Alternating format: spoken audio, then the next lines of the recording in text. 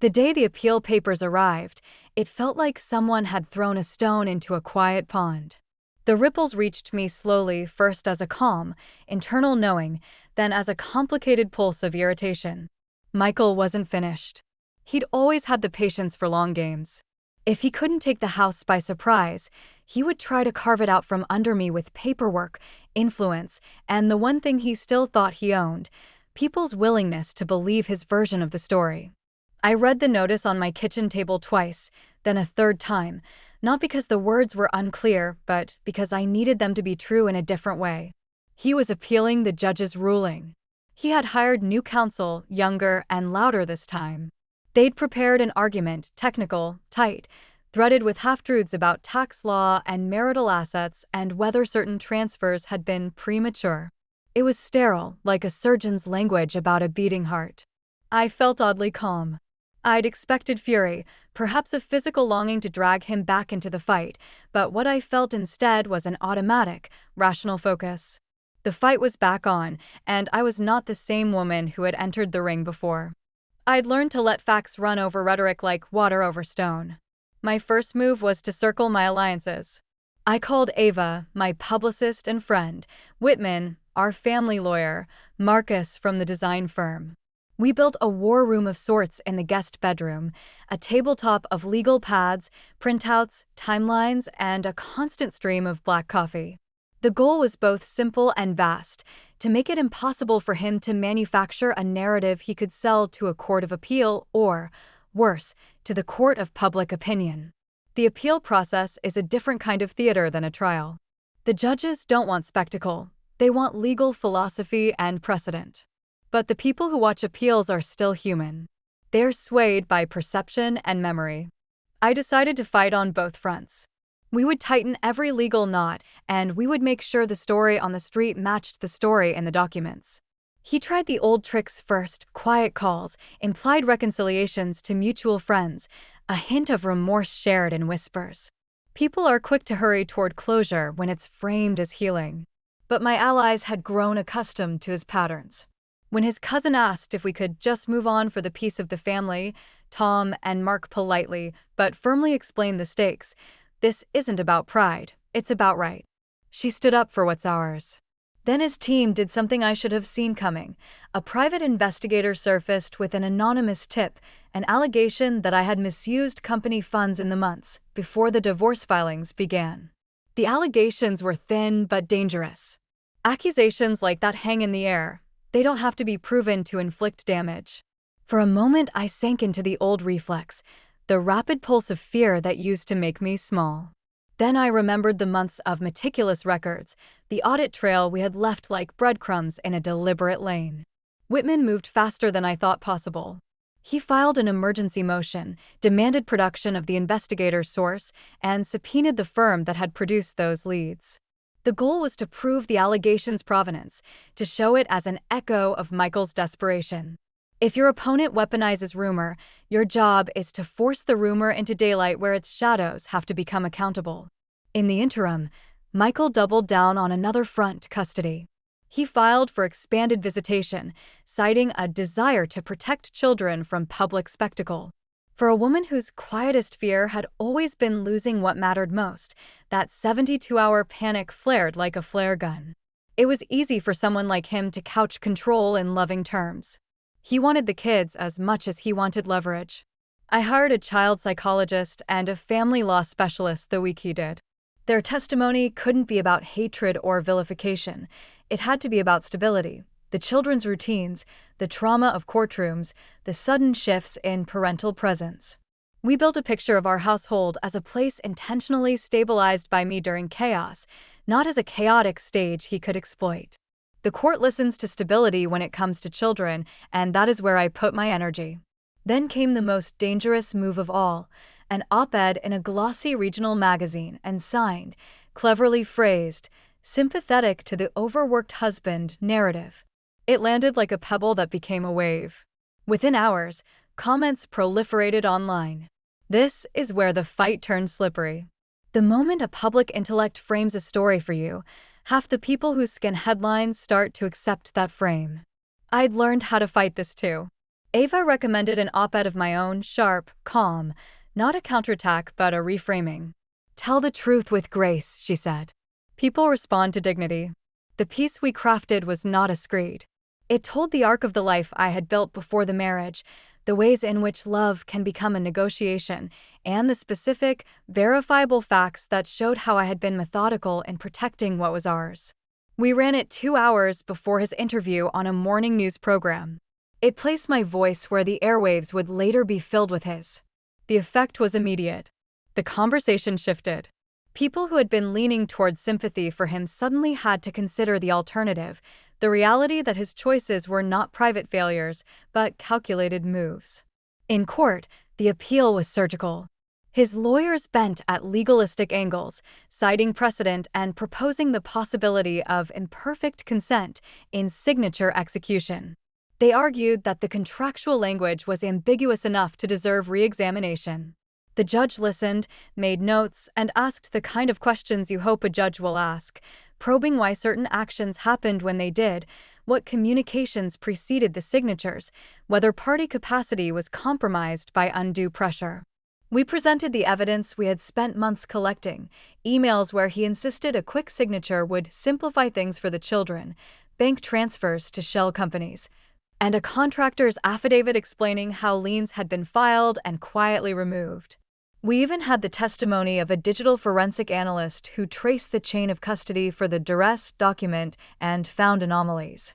What made the difference, I think, was not the quantity but the pattern. The court saw a rhythm of behavior, a man attempting to reroute assets under the guise of family restructuring. There was no single smoking gun that would make a screenplay. Rather, there was the quiet accumulation of small, telling decisions linked by the same logic: ownership first, transparency later. But Michael's playbook was not over.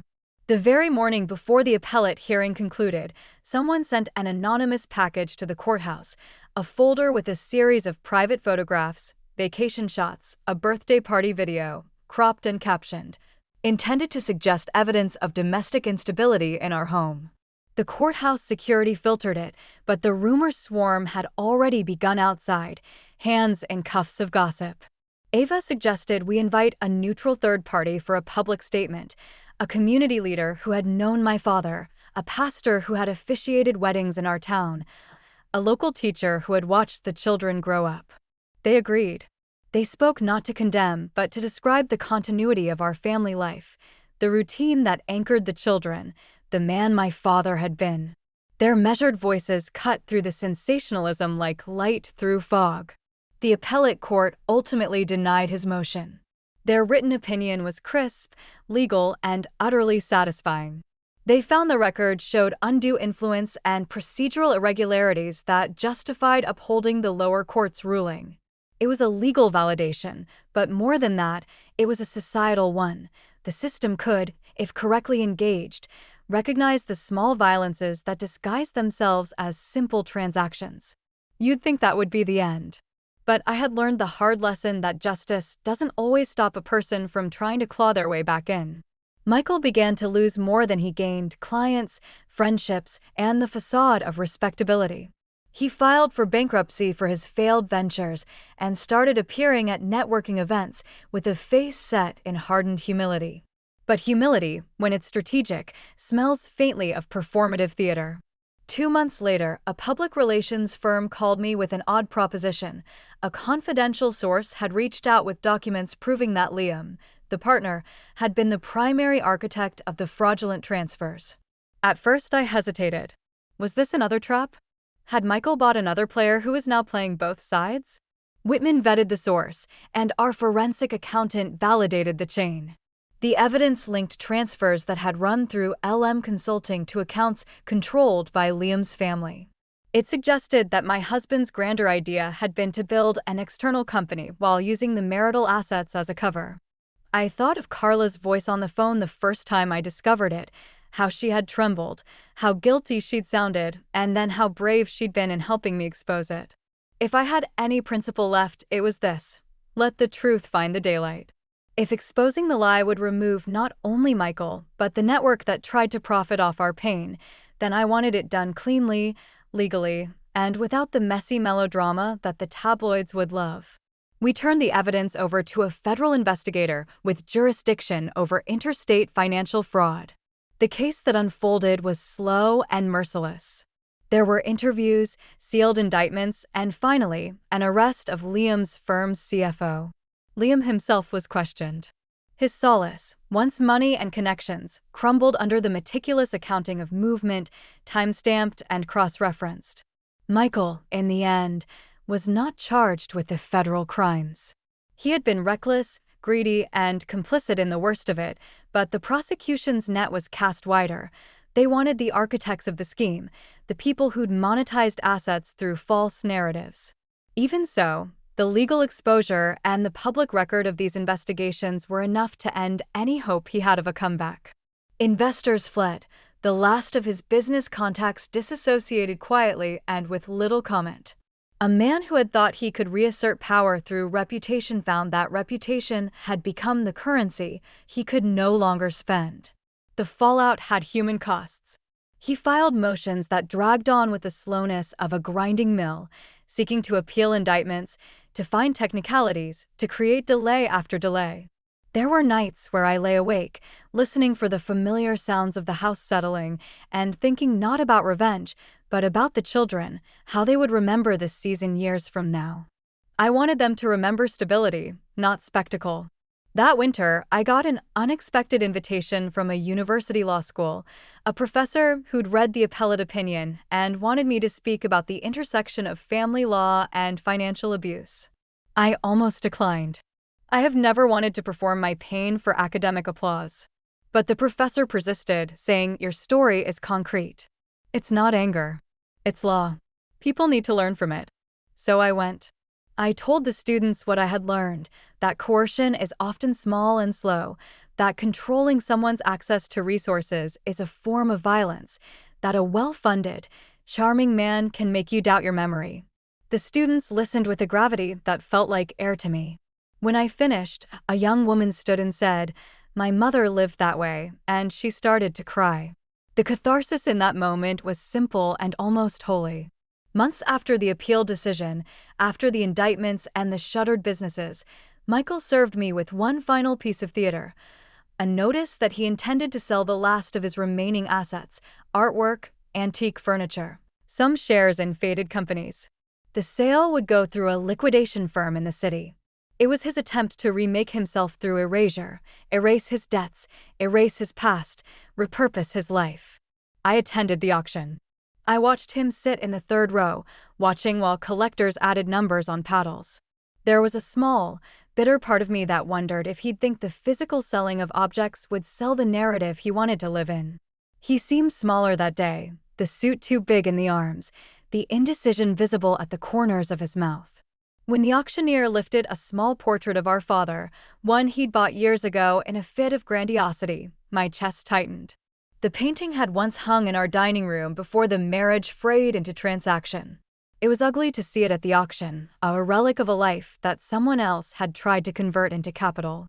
But then something else happened. Tom and Mark stood up from the back, bidding not for speculation but for memory. They bought it quietly and carried it out, painting intact in their arms like a rescued animal. I walked out into the cold night and felt, surprisingly, a rush of compassion. Michael had become a cautionary tale. He had wanted to be master of the story, and the story had outlived him. I had wanted more than revenge. I wanted a life that would outlast his attempts to own me. I got more than I had asked for. On the drive home, the radio played an old song, something my father used to sing off-key in the kitchen. I turned the volume up and sang along, the sound raw and small in the car. The world had not been so kind. It had not been fair. But it had been mine again. I had become, in the slow daylight after the storms, a woman who could stand and speak where once she had to whisper. The legal victories were satisfying, but the deeper victory was quieter, my children's laughter in the rooms that belonged to them, the routine that had nothing to do with notoriety. The small life of dishes in a sink that one's hands clean at the end of the day. Those ordinary things had become my republic, and I was fiercely protective of it.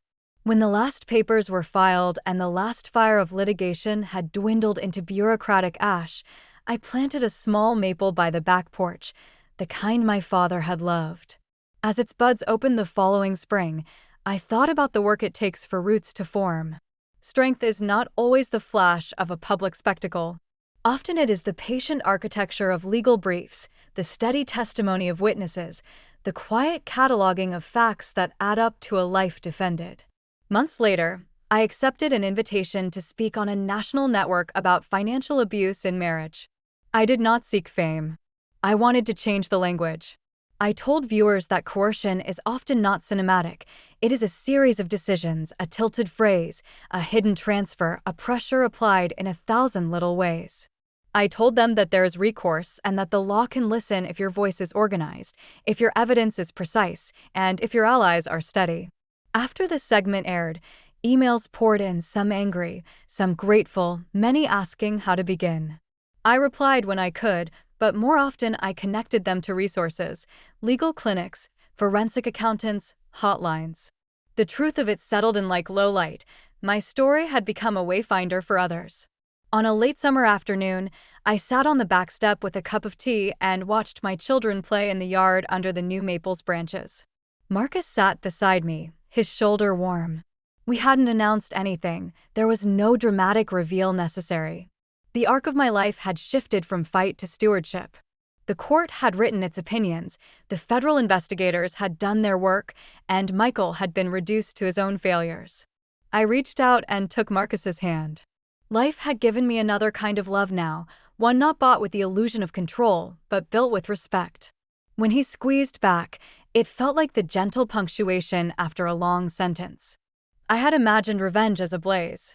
What it became was a slow, methodical reclaiming, a choreography of law, community, and quiet moral pressure that left him with nothing but the memory of what he'd hoped to take. If he had hoped to prove my weakness, he'd accidentally given me my strongest asset, a life I didn't need to defend in public because it was already defended in law and spirit. Ava Mitchell, the voice who had narrated me through nights that once felt bottomless, would later read this chapter out loud as part of the storytelling series we were invited to join. She would say, in the calm cadence she had perfected, that revenge is less about spectacle and more about the patient, moral cost you impose on those who weaponize your life. She was right. The maple grew, and the house settled into a season of slow, ordinary joy. The echo of his ultimatum, sign or leave, faded into a memory that sometimes surfaced like a warning, then dissolved. I had kept what mattered. I had protected my children. I had taught them that standing up for what is right is not always loud. Sometimes it is steady, slow, and implacable. And when the wind moved the maple's leaves into a soft clatter one evening, I thought of my father's hands on the banister and felt, for the first time in a long time, complete. When I woke the next morning after the court's ruling, sunlight was cutting through the blinds in long, golden ribbons. For the first time in months, I didn't wake up with that anxious pit in my stomach. My lawyer had called late last night, his voice calm, almost smiling. We won, Ava. The appeal is denied. It should have been over. But with Michael, things never truly ended. His ego wouldn't let him vanish quietly. I went downstairs to the kitchen and poured myself coffee, the rich aroma filling the stillness of the house. The maple tree outside the window trembled in the morning wind, and I thought of how symbolic it had become, my father's favorite tree, the one I'd planted after the first trial. Roots that couldn't be shaken. I opened my phone and found 23 new notifications. Half of them were messages from reporters wanting comments. The rest were emails from numbers I didn't recognize. I scrolled past them, but one subject line caught my attention. You think it's over, but I haven't even started. There was no name, but I didn't need one. My hands went cold. Michael had always been smart enough to stay technically within the law, but cruel enough to twist it like a blade. He knew that even without breaking rules, he could still break peace. By noon, the whispers began, small, gossipy mentions in business circles that I'd used sympathy to win. Someone leaked private details about my mental health counseling after the divorce, framing it as instability. I recognized his signature in every carefully placed rumor. Instead of confronting him directly, I called my PR manager, Rachel. He's playing the narrative game again, I said. We need to play smarter. Rachel exhaled through the phone. We'll give him enough rope to hang himself. That phrase stayed with me. Enough rope. We decided to let him talk. We didn't respond to the gossip, the subtle attacks, the online jabs disguised as concern. The silence made him overconfident. He thought I was scared, retreating. But what I was really doing was watching, collecting, recording, letting him reveal the depth of his malice in the open. When his ex-business partner reached out with concerns about some missing money from their firm, I listened carefully. I didn't show surprise. I offered to meet him quietly at a small Italian restaurant downtown. He showed up nervous, sweating, his collar too tight. Look, Ava, he said, leaning forward, I'm not saying Michael's dangerous, but he's desperate. The man's selling off assets that don't belong to him. I stirred my coffee. Whose assets? Some of yours, technically. Remember that real estate portfolio you both had in Miami? He's trying to liquidate it through a shell company, something registered under an old friend's name. For a long moment, I said nothing. Then I smiled. Can you get me the paperwork? He hesitated. If I do, I want protection. I nodded. You'll have it. That night, I called my lawyer again. We began building another case, but this one wasn't just civil. It was criminal. Fraud, misrepresentation, asset concealment. The kind of charges that stripped away the last of a man's illusions. Weeks passed. Michael didn't know we were watching. He was still moving pieces around, still charming investors, still pretending to be the wronged husband. I watched clips of him at charity galas, his arm around another woman, his new partner, a PR specialist named Heather. The irony wasn't lost on me. He looked thinner, though. The stress was wearing him down. Every photograph showed a little more of the truth behind his eyes, a haunted look he couldn't Photoshop away. By the time we filed the federal report, we had gathered enough evidence to trace the fraudulent sales directly back to him. Shell companies, fake invoices, offshore accounts, it was all there. When the federal agents finally came to question him, I wasn't there to see it. But I did see the footage later, Michael walking out of his glass office in handcuffs, trying to keep his head down while cameras flashed. The story broke that evening. Local businessman arrested in multi-million-dollar fraud investigation. I didn't need to read the rest. That night, I sat by the fireplace, the flames casting soft light across the room. The house felt alive again, peaceful. The kids were asleep upstairs. I thought about everything he'd taken and everything I'd reclaimed. My dignity, my name, my future. But I wasn't done yet. Because this story was never just about punishment, it was about truth. For years, Michael had painted me as the fragile one, the emotional wife who couldn't handle business. I wanted to rewrite that narrative once and for all. So I agreed to an interview. Not for drama, not for revenge, but for power. The host was calm, articulate, a woman who had been through her own share of battles. The lights were soft, the camera steady. "Why now, Ava?" she asked. I smiled slightly. Because for too long, women like me have been told to be quiet, to forgive, to move on. But silence only feeds the people who manipulate it. "And Michael?" she asked. I took a deep breath. Michael thought he could break me by taking away everything I loved. But he forgot one thing. When you take everything from a person, you leave them with nothing to lose. And that's when they become unstoppable. The interview went viral. Overnight, thousands of messages poured in, women sharing their own stories, people thanking me for speaking up. For the first time, my pain had purpose. Michael's arrest led to more discoveries, other victims, other manipulations. The man who once demanded I steal from my brothers had now stolen from half the people who trusted him. Karma, I thought, doesn't knock. It kicks the door in. Months later, I received a letter in the mail from Michael himself. Written in shaky handwriting, sent from prison. "Ava, you won. I hope you're happy. I never meant for it to go this far. Maybe one day, you'll forgive me. I read it once, then twice, and finally tore it in half. Forgiveness wasn't the point anymore. Peace was. Outside, the maple tree rustled in the night breeze, the sound soft and forgiving. I closed my eyes, letting the quiet surround me. My revenge hadn't been loud or bloody. It had been strategic, patient, poetic. The kind that doesn't need applause, only justice. And justice, finally, was mine.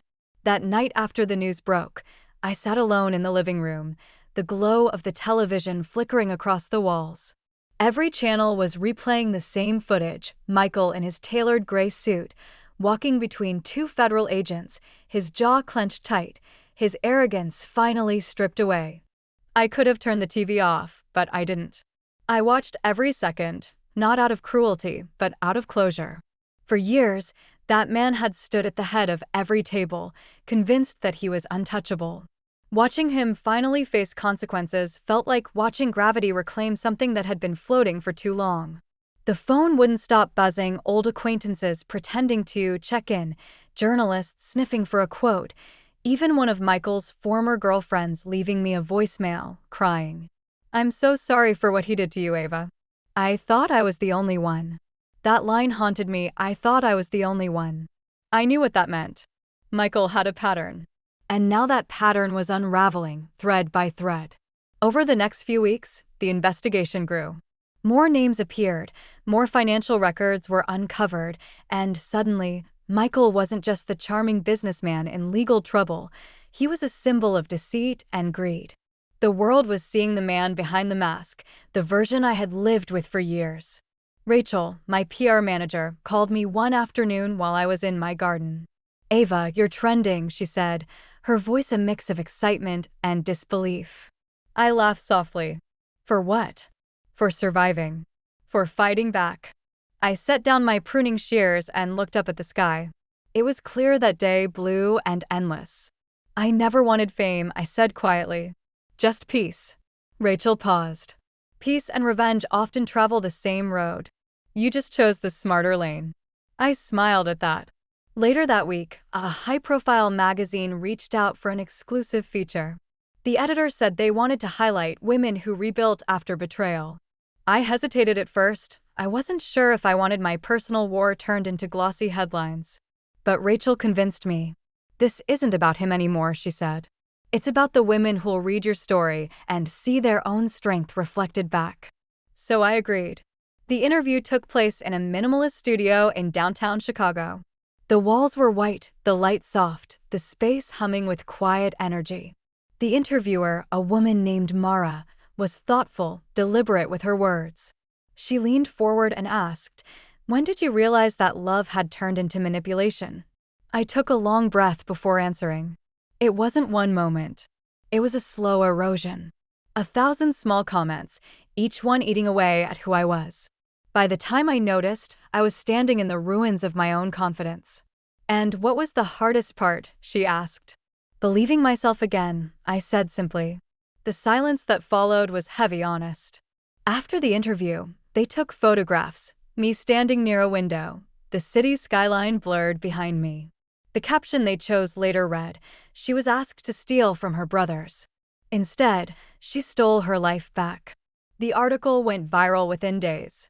It wasn't just about me anymore. It was about the thousands of comments from women who had been through the same thing.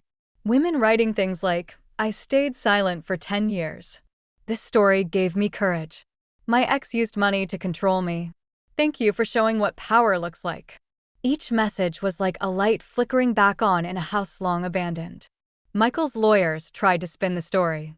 They released statements claiming miscommunication and stress-related decisions. But the damage was already done. The evidence was public, and the truth had a way of echoing louder than any legal statement. Still, I wasn't satisfied. Not yet. Because behind Michael's downfall were enablers, people who had helped him hide assets, who had looked away when they saw the manipulation. I wanted them held accountable too. So I met with my legal team again. We dug deeper.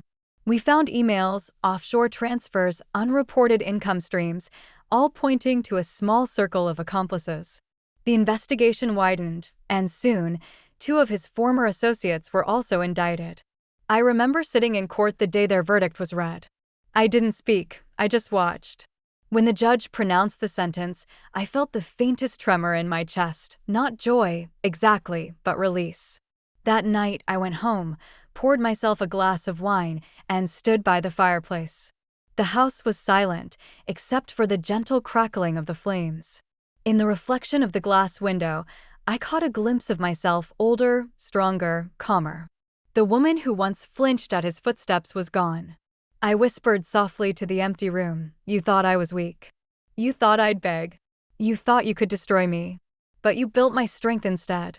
For the first time, the silence didn't feel like loneliness. It felt like power. A few months later, I received another letter, not from Michael this time, but from one of his former employees. It was handwritten and heartfelt. "Ava, I used to think loyalty meant silence. I was wrong. Watching you stand up changed how I see everything. You made me realize it's never too late to choose integrity." I folded the letter gently and placed it in a box with my father's watch, a few old photographs, and the court documents. My story was no longer about revenge, it was about reclaiming my legacy. When the documentary producers reached out a year later, I said yes, but only under one condition: it wouldn't focus on him. It would focus on the rebirth. On how a woman can walk through fire and come out forged, not broken. The film premiered under the title, "The Property He Wanted, the Woman He Lost." It became a quiet success, a story of power and healing. And as I sat in the front row at the premiere, watching my story unfold on screen, I thought of the day Michael had first demanded I betray my brothers. That moment had felt like the end of everything. But now I understood. It had been the beginning. The beginning of me. The night the news broke was colder than usual. The kind of cold that seeps into your bones and makes the air feel heavier than it should. I sat on the edge of the sofa, wrapped in a gray shawl, staring at the television screen as the headline scrolled across the bottom. "Prominent businessman Michael Grant arrested in financial fraud investigation." The image that flashed next made my breath catch. Michael, my husband, in a charcoal suit, his hands cuffed behind his back, being escorted down the courthouse steps. The camera lights flashed like lightning. His eyes were downcast, his usual arrogance replaced by the pale, hollow look of a man realizing his empire was crumbling. I didn't cry. I didn't even blink. I just sat there, the flickering blue light from the TV painting shadows across the room.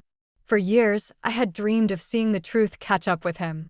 I had imagined shouting, laughing, screaming, but in that moment, there was only silence.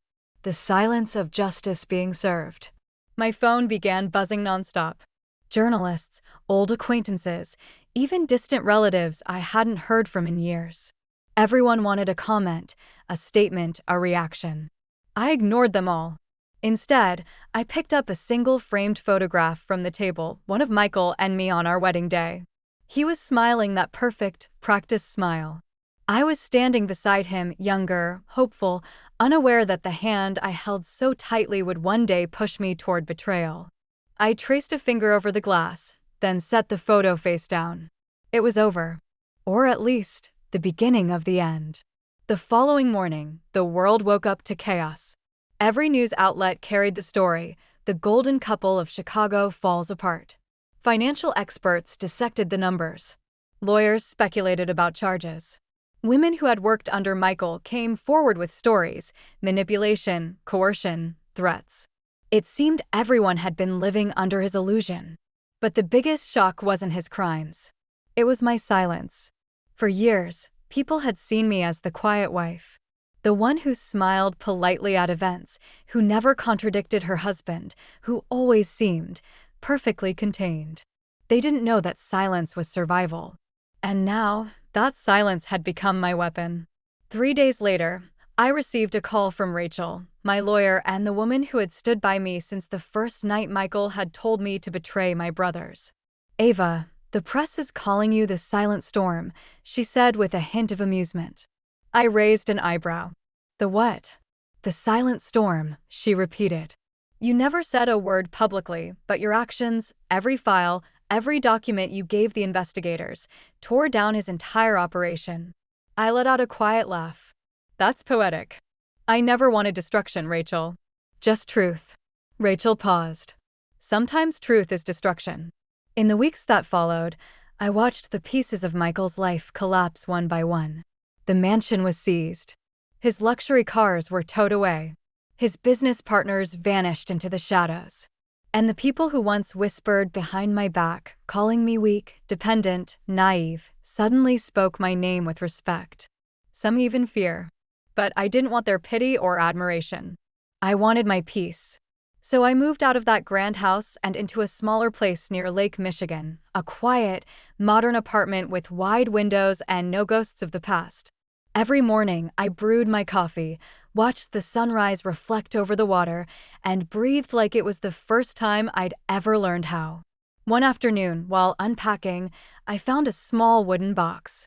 Inside were old photos, me and my brothers, back when life was simple. Before greed entered our home. Before love became a weapon. I smiled softly, remembering their laughter, the bond that Michael had tried so hard to poison. I realized then how close I'd come to losing them, not because of blood, but because of one man's hunger for control. That night, I called my eldest brother, Daniel.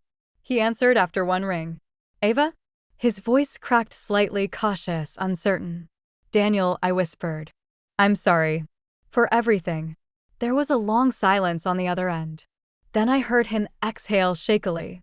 "You don't need to apologize. He fooled all of us." "No," I said firmly. "He fooled me. You just got caught in the crossfire." Daniel was quiet again. Then his tone softened. "You're safe now, right?" "Yes," I said, looking out at the moonlit lake. "Safer than I've ever been." The next morning, my name was trending on social media. #AvaGrant. #The Silent Storm. Thousands of women were posting messages, sharing their own stories of manipulation, financial abuse, emotional control. My inbox flooded with letters of gratitude and hope. It was overwhelming, but also healing. Rachel called again. "Ava, Vogue wants to interview you. They want to do a feature, Women Reclaiming Their Power After Betrayal." I hesitated. "I don't want this to be about fame." "It's not," she said. "It's about voice. You stayed quiet for years. Maybe now it's time to be heard." After a long pause, I agreed. The interview was held in a minimalist studio. The walls were white, sunlight streamed through the tall windows, and everything felt impossibly calm. The interviewer, Mara, was gentle but direct. "Ava," she said, "when did you realize your marriage had turned into a prison?" I thought for a long moment. Then I answered, "It wasn't one day. It was thousands of small moments when love became leverage and silence became survival." She nodded slowly. "And when did you stop surviving and start fighting?" "When he asked me to betray the people who raised me," I said. "That was the day I buried my fear."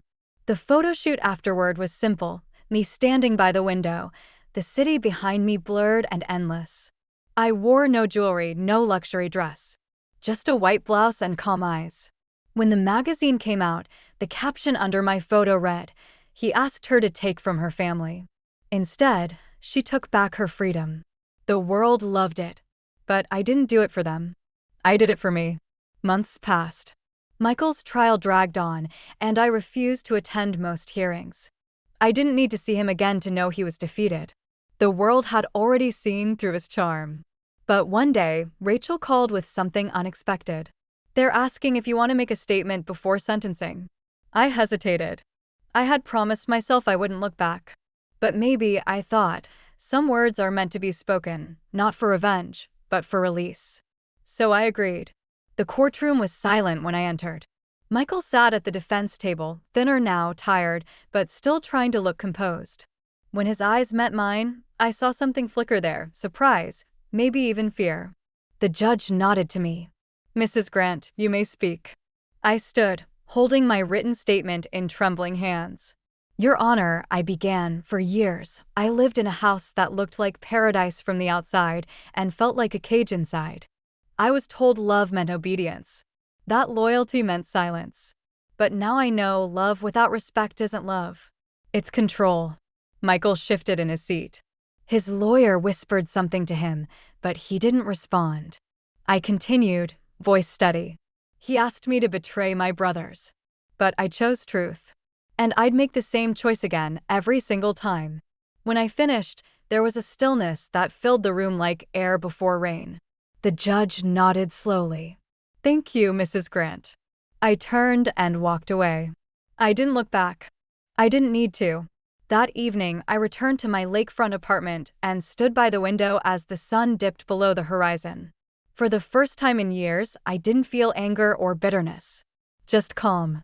I whispered to the reflection in the glass, "You thought you broke me, Michael. But you built my strength instead." And then, I smiled.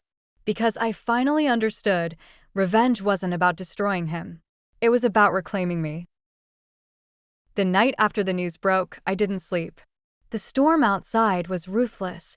Thunder rolled over the city like the earth itself was angry, rain sliding down the glass like tears I couldn't cry anymore. Every lightning flash lit up the room, making the shadows dance across the walls. Somewhere deep inside, I realized the storm wasn't outside me, it was inside. Years of humiliation, fear, and silence were cracking open like thunder. Michael's face filled every channel. Once hailed as one of Chicago's sharpest investors, now he was branded a thief, a manipulator, a man who used people like they were chess pieces. I watched one of his old interviews, him smiling confidently, talking about family values and moral integrity. The hypocrisy made me feel sick. I muted the TV.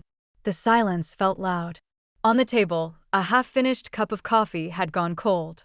My reflection shimmered faintly on the window, not the broken woman I'd been months ago, but someone different. Sharper. Calmer. There was still hurt in my eyes, yes, but there was also something new. Strength. That night, I walked outside for the first time in weeks. The streets were empty except for the soft hum of streetlights and the hiss of rain. I walked until I reached the lake. The water looked black under the cloudy sky. I pulled my coat tighter around me and whispered into the wind, "You can't hurt me anymore." It wasn't for Michael. It was for me. The next morning, my name was everywhere. Reporters camped outside my gate, flashing cameras every time I peeked out. Neighbors I'd never spoken to waved politely, curious, and cautious.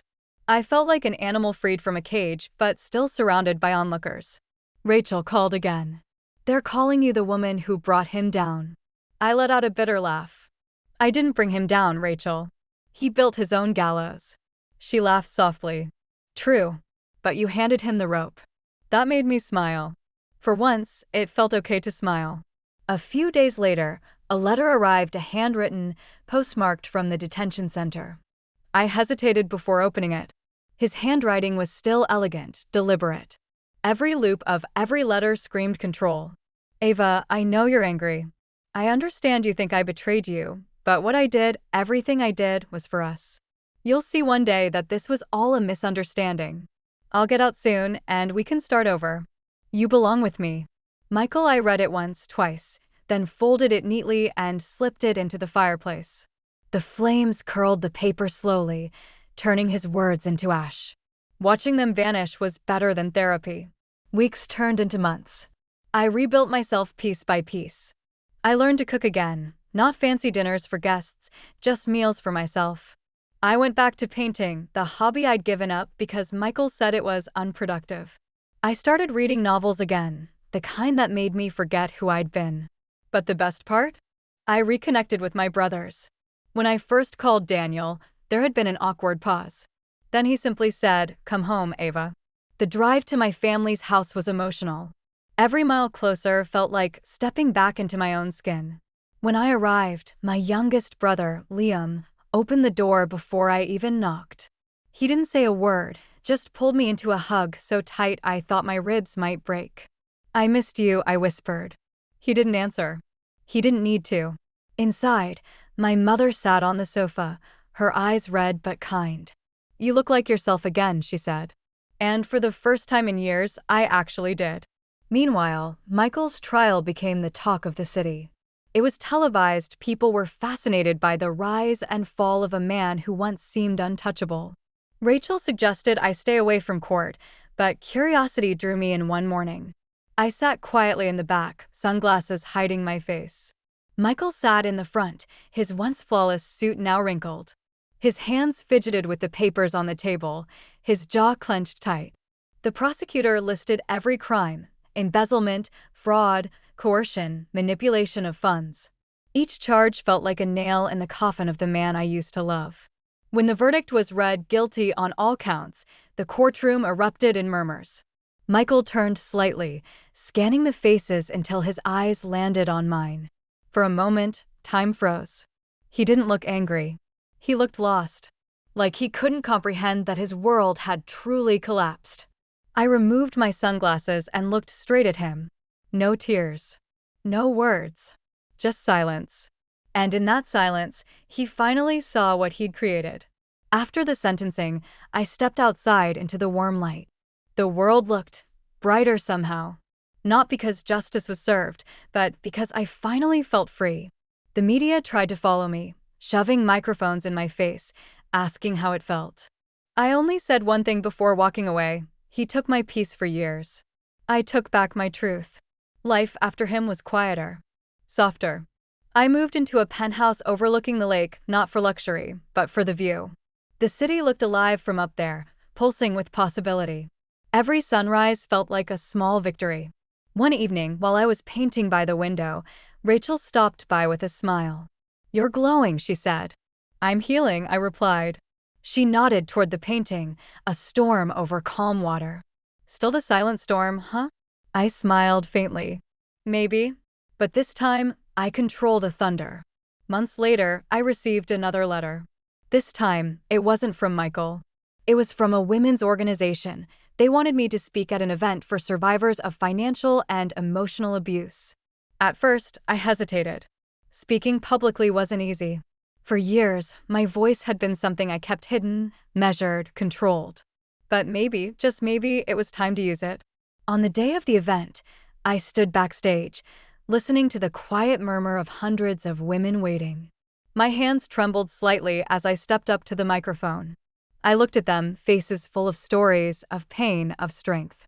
"I used to think silence protected me," I began. But silence only protected the one who hurt me. The day I spoke up, I didn't just free myself. I freed the woman I was meant to become. The applause was thunderous, but I wasn't looking for validation. I was looking for connection, and I found it. That night, as I walked off stage, I felt lighter than I had in years. Later that evening, as I sat by the window with a glass of wine, the city glowing below me, I whispered, "You lost me, Michael." But I found me, and that was the sweetest revenge of all. The rain hadn't stopped in 3 days. It fell in thin sheets against my windows, blurring the city lights into a soft, trembling glow. I sat on the couch, curled up with a blanket, the TV flickering in the corner. Every channel was still talking about him. Former investment advisor and CEO Michael Reeves faces up to 20 years in prison for financial fraud, coercion, and obstruction of justice, one reporter said. His picture flashed on the screen, the familiar smile, the tailored suit, the calm confidence. I stared at that image, my stomach tightening. How could that face, the face I once kissed goodnight, belong to the same man who'd tried to ruin me? It felt surreal. I pressed the power button and watched the screen go dark. The reflection that stared back at me wasn't the old me. My eyes were sharper.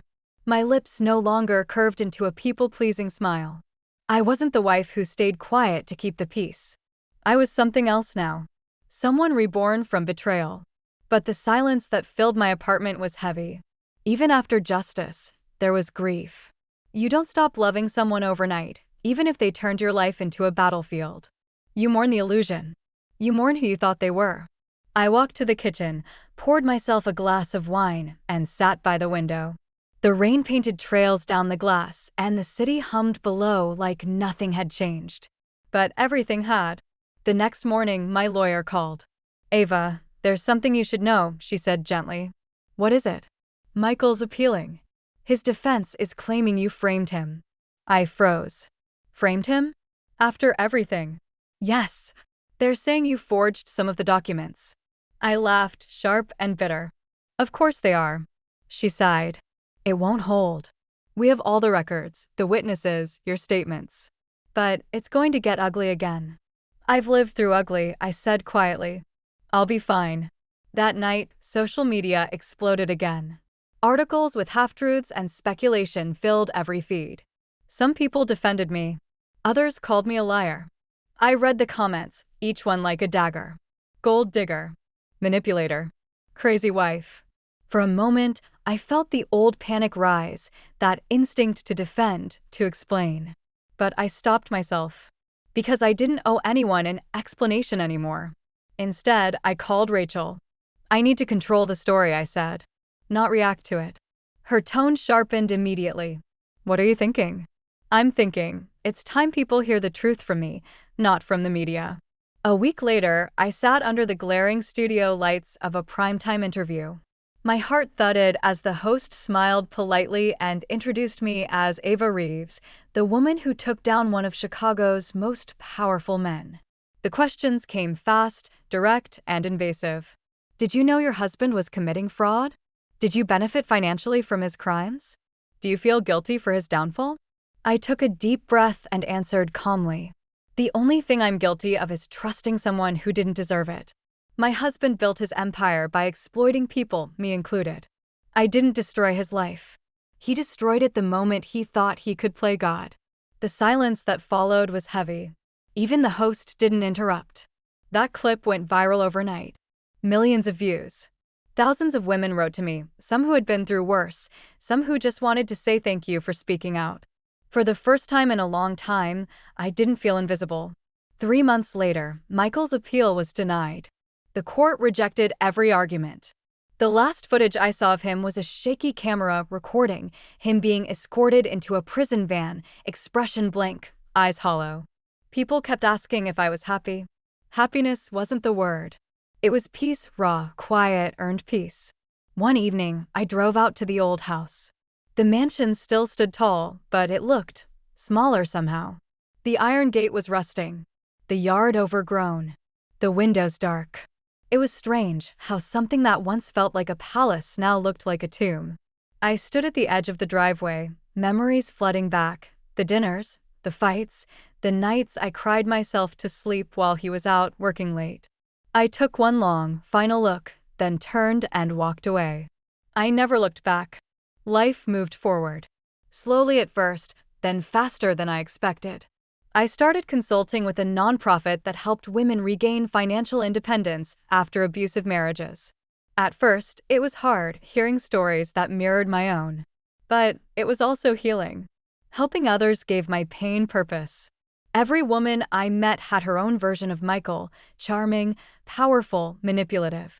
And every time I helped one of them rebuild, I felt another piece of myself heal. 6 months later, I was invited to speak at a national conference in New York. The theme was resilience and redemption. I stood backstage, nervous but calm. When they called my name, I walked out to the sound of applause. I paused at the podium, looking out over the sea of faces. I was told I'd be nothing without my husband, I began. That I'd fall apart if he left me. But I didn't fall apart, I fell into myself.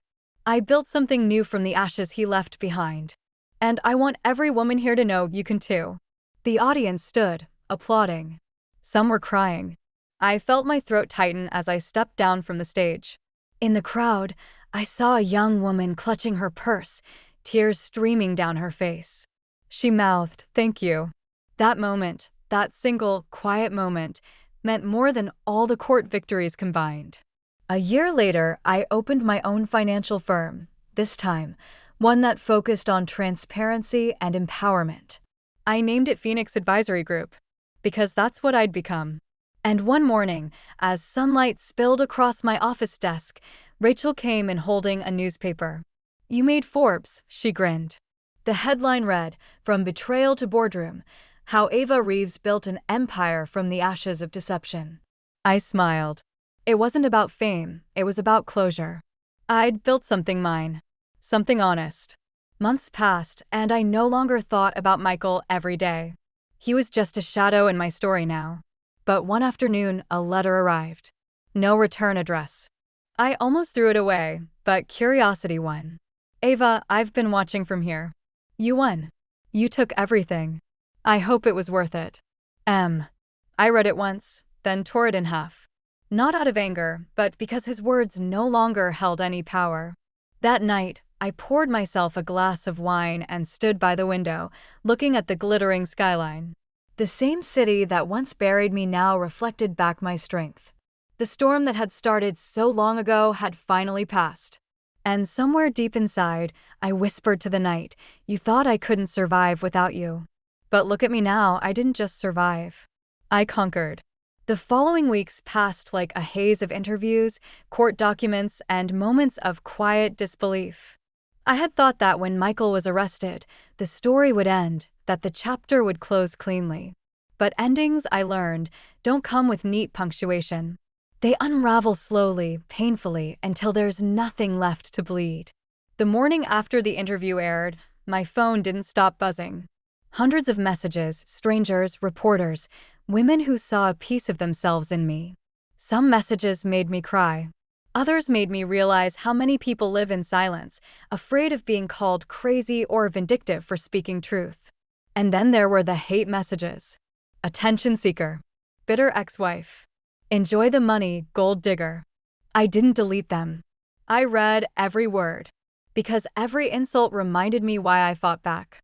A few days later, I visited my parents. They lived in a quiet suburb outside Chicago, far from the chaos of my old life. My mother hugged me like I'd been away for years. "You look different," she said softly. "Stronger." I smiled faintly. I had to be. My father, never one for long speeches, patted my shoulder. "You did good, kid. You didn't let him win." I laughed lightly, but a pang hit me. Sometimes I wonder if any of it was worth it. The fight. The press. The noise. My father looked at me for a long time. "Revenge isn't about what you get back. It's about what you reclaim." Those words stayed with me. Back at my apartment, I couldn't sleep.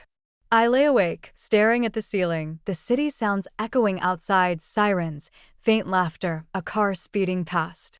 The loneliness hit differently now. Before, I'd been lonely with someone. Now I was just alone. I reached for my phone and opened an old photo album I hadn't touched in months.